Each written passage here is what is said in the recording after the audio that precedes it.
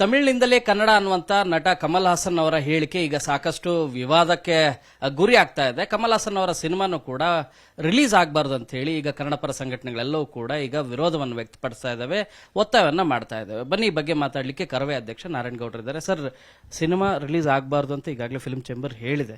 ಈಗ ತಮ್ಮ ಡಿಮ್ಯಾಂಡ್ ಏನು, ಒತ್ತಾಯ ಏನು? ನಾವು ಅದನ್ನೇ ಹೇಳೋದು. ಬಹುಶಃ ಕಮಲ್ ಹಾಸನ್ ಅವರು ಕ್ಷಮೆಯನ್ನು ಯೋಚಿಸ್ತಾರೆ ಅಂತ ಹೇಳಿ ಅಂದ್ಕೊಂಡಿದ್ದು. ಒಬ್ಬ ಮನುಷ್ಯ ದೊಡ್ಡ ಮನುಷ್ಯ ಆಗಬೇಕಾದ್ರೆ ಮಾಡಿದ ತಪ್ಪಿಗೆ ಕ್ಷಮೆ ಯೋಚಿಸಿದಾಗ ದೊಡ್ಡ ಮನುಷ್ಯ ಆಗ್ತಾನೆ. ಮತ್ತೆ ಸಮರ್ಥನೆ ಮಾಡಿಕೊಂಡ್ರೆ ಅವರು ಯಾವತ್ತಿಗೂ ದೊಡ್ಡ ಮನುಷ್ಯರಲ್ಲ. ಅವರು ಸಂವಿಧಾನದ ಬಗ್ಗೆ ಮಾತಾಡ್ತಾರೆ, ಪ್ರಜಾಪ್ರಭುತ್ವದ ಬಗ್ಗೆ ಮಾತಾಡ್ತಾರೆ. ಪ್ರಜಾಪ್ರಭುತ್ವದ ಹರಿವು, ಸಂವಿಧಾನದ ಹರಿವು ಇದ್ದರೆ ಬಹುಶಃ ಅವ್ರು ಮಾತಾಡ್ತಿರ್ಲಿಲ್ಲ.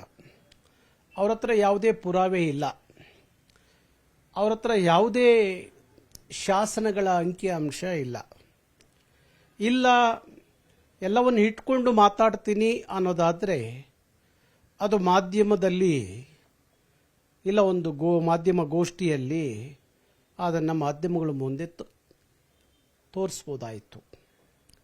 ಯಾರೋ ಹೇಳಿದ್ರು ಅನ್ನೋ ರೀತಿಯಲ್ಲಿ ತಮಿಳಿನಿಂದ ಕನ್ನಡ ಹುಟ್ಟಿದ್ದು ಅನ್ನುವ ಮಾತಿದೆಯಲ್ಲ, ಅದನ್ನೇ ಏನಾದರೂ ಒಬ್ಬ ನಟ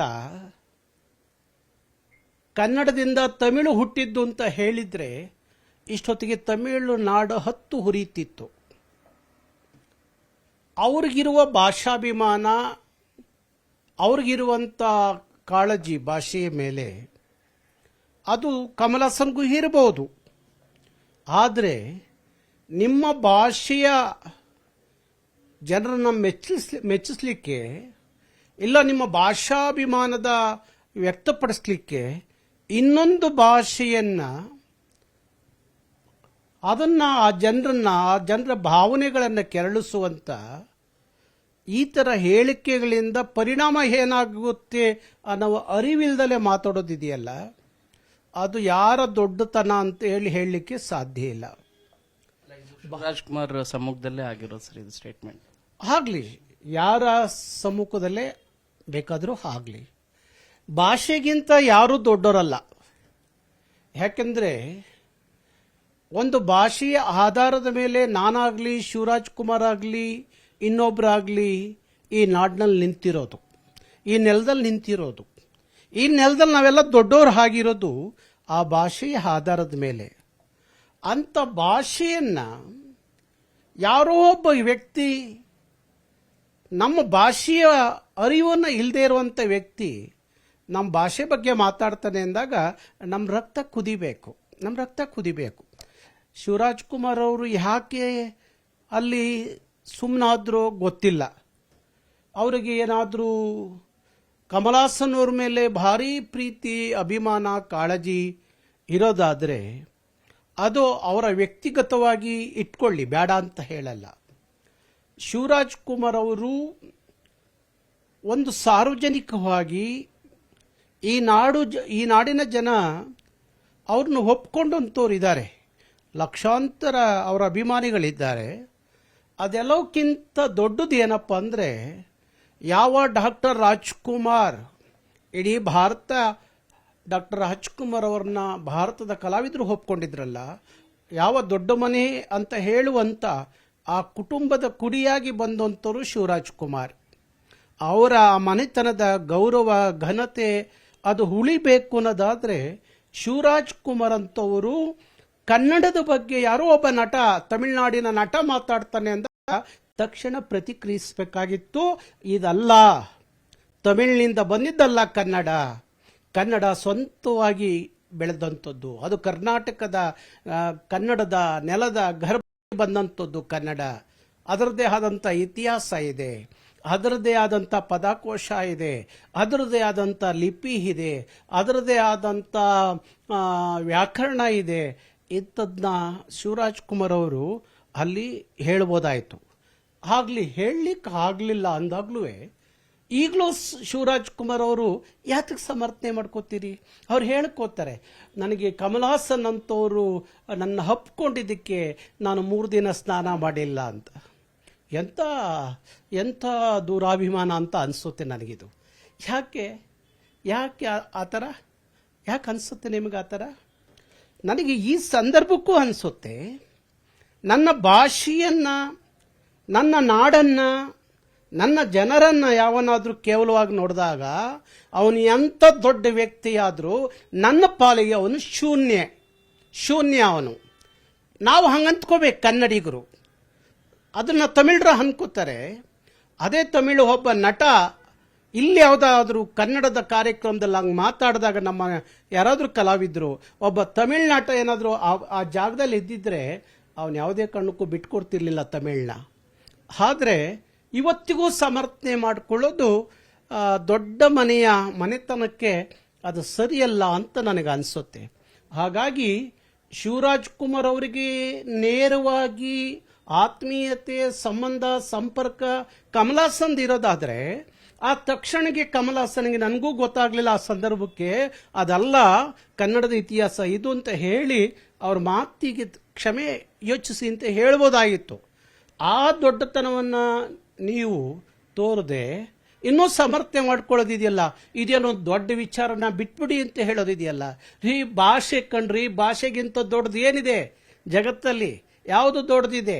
ಭಾಷೆನೇ ದೊಡ್ಡದು. ನಾವೆಲ್ಲ ಭಾಷೆಯ ಆಧಾರದ ಮೇಲೆ ಇವತ್ತು ಬದುಕ್ತಾ ಇದ್ದೀವಿ ಒಂದು ನಾಡಲ್ಲಿ. ಒಂದು ನಾಡು ಅಂತ ಆಗಿದ್ದೇ ಭಾಷೆಯ ಆಧಾರದ ಮೇಲೆ.